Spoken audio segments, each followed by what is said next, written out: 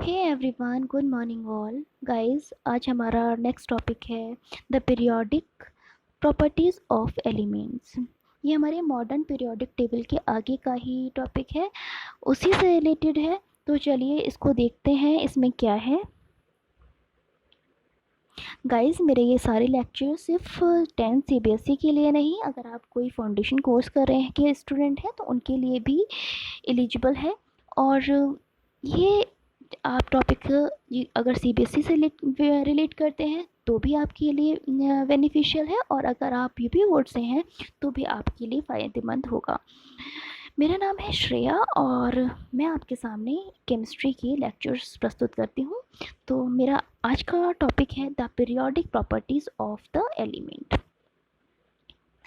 देखो, मैंने आपको लास्ट लेक्चर में एक ओवरव्यू दे दिया था अपनी सभी प्रॉपर्टीज़ का। मैंने पीरियोडिक टेबल आपको दिखाई थी, और पीरियोडिक टेबल में जितने भी उसके करैक्टरिस्टिक्स थे वो मैंने आपको सारे बता दिए थे। मैंने ग्रुप के बारे में बता दिया था, मैंने पीरियड्स के से रिलेटेड जितनी भी उसकी प्रॉपर्टीज़ थी उसका लगभग एक बार ओवरव्यू दे दिया था। अब हम आते हैं इसकी कुछ पीरियोडिक प्रॉपर्टीज़ से रिलेटेड जो इसकी जितने भी एलिमेंट्स हैं उसकी टेंडेंसीज पर और प्रॉपर्टीज़ पर इफेक्ट डालती हैं।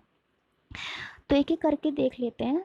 The periodic table arrange the element by periodic properties. ठीक है, ये हमें पता ही है कि जो पीरियोडिक टेबल है वो किसमें अरेंज की गई है, पीरियोडिक प्रॉपर्टीज़ में अरेंज की गई है।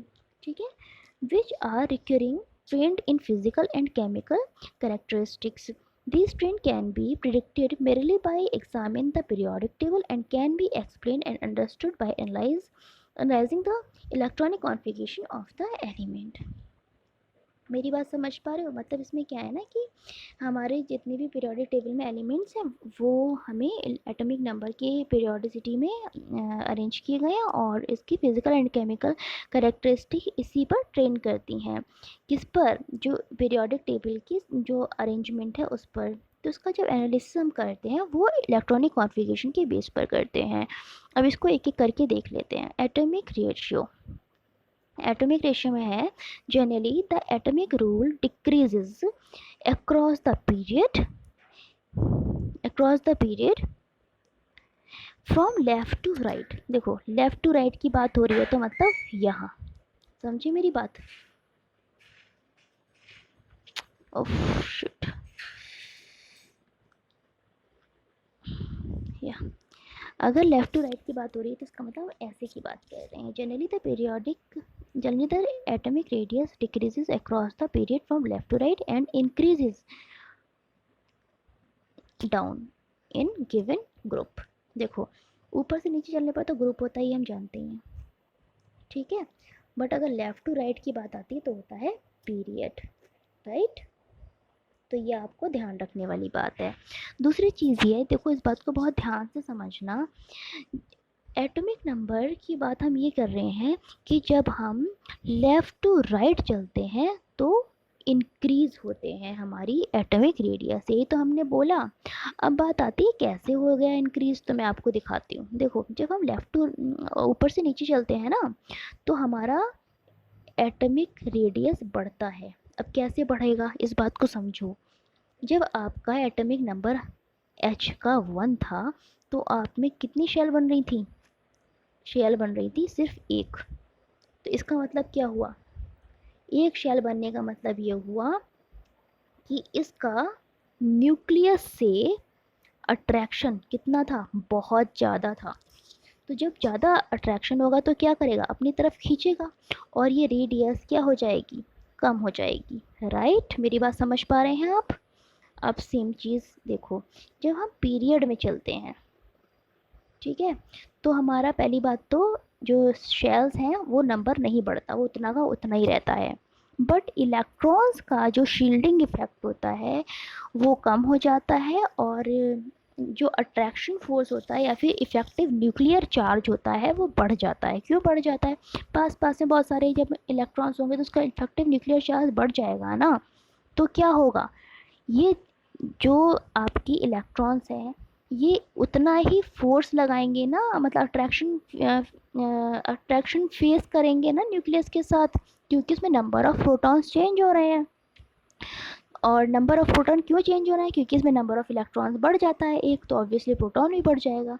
तो इसमें इफेक्टिव न्यूक्लियर चार्ज बढ़ने की वजह से जो इसकी रेडियाई हो जाएगी वो कम हो जाएगी। समझ पा रहे हो? जैसे जैसे देखो, जब आप ग्रुप की बात कर रहे हो तो आपने ग्रुप में क्या कहा कि जैसे मेरा एच का 1 था, तो इसमें एक शेल थी। एन में क्या हो गया, 2 8 1, तो इसका मतलब कितनी शेल आ गई, 1 2 3। आप खुद देखो, क्या इसमें हाइड्रोजन में और हीली उसमें सोडियम में डिफरेंस नहीं है?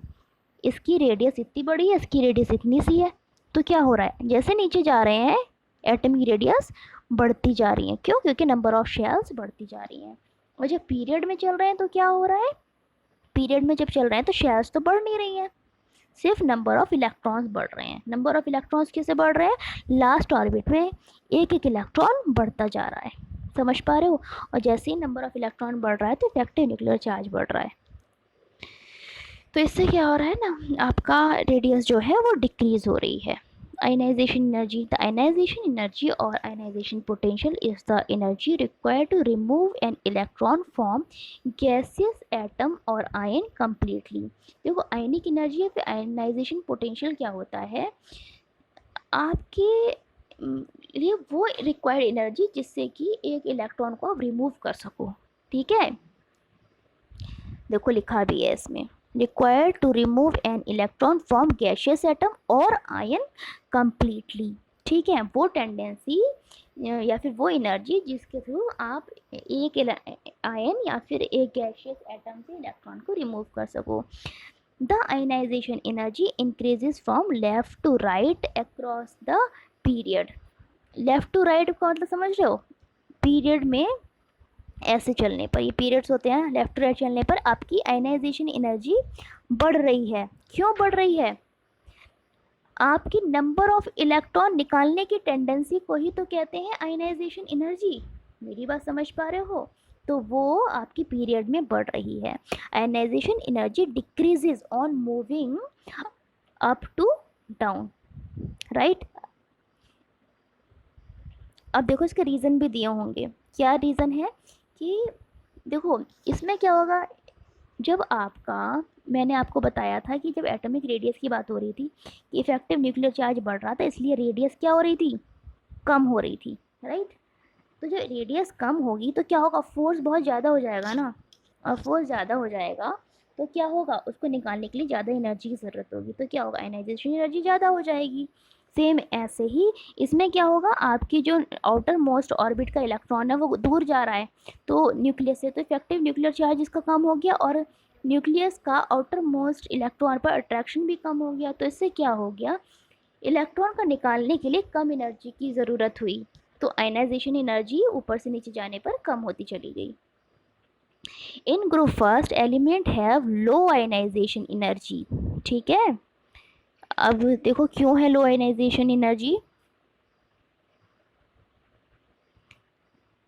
Because the loss of electron from stable octet.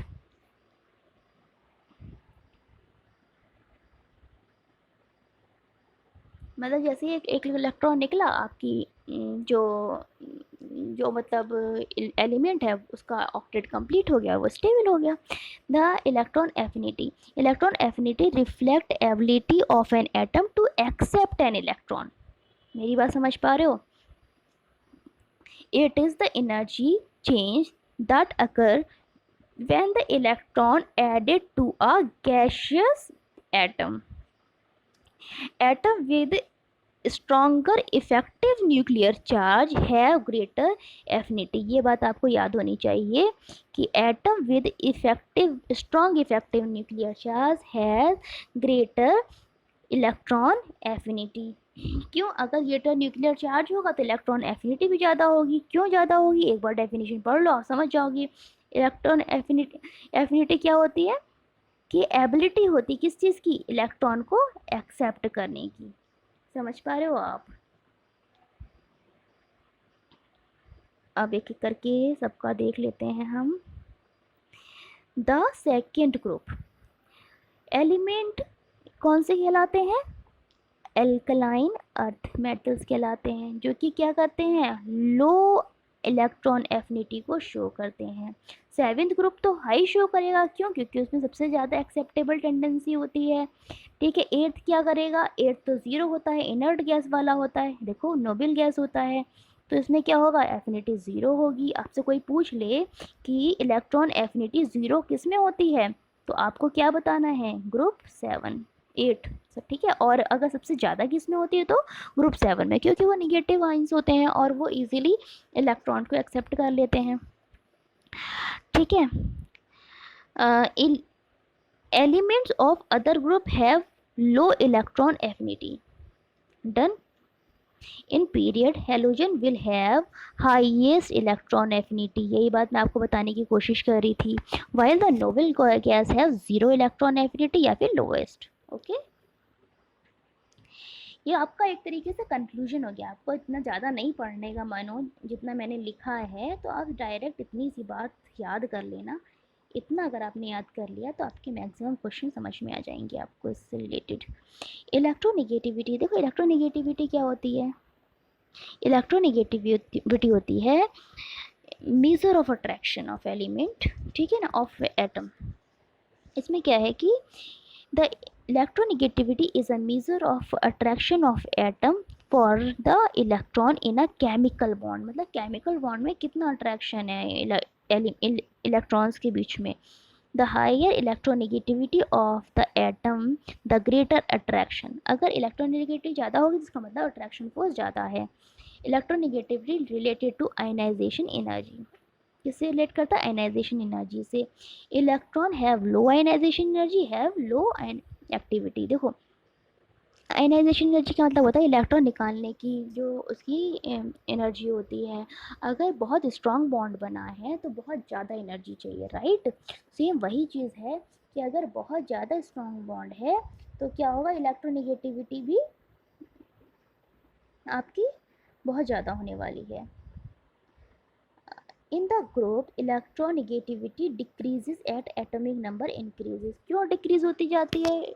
Electron का इफेक्टिव मतलब न्यूक्लियर अट्रैक्शन जो है वो इलेक्ट्रॉन पर, आउटरमोस्ट इलेक्ट्रॉन पर कम हो जाता है, क्योंकि नंबर ऑफ शेयर्स बढ़ जाती हैं, एटॉमिक रेडियाई बढ़ जाती है, और जिसकी वजह से इलेक्ट्रॉन को इजीली निकाला जा सकता है। इसकी वजह से आयनाइजेशन एनर्जी कम हो जाती है और इसीलिए इलेक्ट्रोनेगेटिविटी भी कम हो जाती है, right. As a result, for increasing distance between the valence electron and nucleus. For an example, the electropositive, that is electronegative element is the cesium, is an example of higher electronegative element is fluorine. Least का है cesium और highest का है fluorine. Negative का fluorine और positivity का cesium आपका example है। अब इसकी समरी देख लेते हैं एक बार। जितना मैंने इतना सारा आपको पढ़ाया, अगर आपको इसको शॉर्ट में याद करना है तो इसके लिए मैंने एक छोटा सा नीचे समरी लिखा हुआ है। अगर आप लेफ़्ट टू राइट जा रहे हो तो एटॉमिक रेडियस घटेगी। क्या होगा? एटॉमिक रेडियस घटेगी, आयनाइजेशन एनर्जी बढ़ेगी, सही है। इलेक्ट्रॉन एफिनिटी बढ़ेगी और इलेक्ट्रॉन एफिनिटी ज़ीरो होगी नोबल गैस पर। इलेक्ट्रोनेगेटिविटी बढ़ेगी, और अगर हम ऊपर से नीचे को मूव करेंगे तो क्या होगा? हमको पता ही है, एटॉमिक रेडियस बढ़ेगी क्योंकि नंबर ऑफ शेयर्स बढ़ेंगे। आयनाइजेशन घटेगी, क्यों घटेगी? क्योंकि इलेक्ट्रॉन इजीली निकाला जा सकेगा। एंड इलेक्ट्रॉन एफिनिटी भी घटेगी, क्यों घटेगी? क्योंकि आपका जो मतलब एडिशन ऑफ इलेक्ट्रॉन है वो कम हो जाएगा, और इलेक्ट्रोनेगेटिविटी डिक्रीज होगी क्योंकि आयनाइजेशन आपकी एनर्जी भी कम हो रही है। ये था आपका सिंपल सा एक ओवरव्यू, जितना मैंने इतना लिखा था उसका एक सिंपल समरी आपको याद रखने के लिए। आज के लिए बस इतना ही। तब तक के लिए stay tuned, stay safe, have a good day, bye all, thank you so much. कल के चैप्टर में कुछ नया देखते हैं।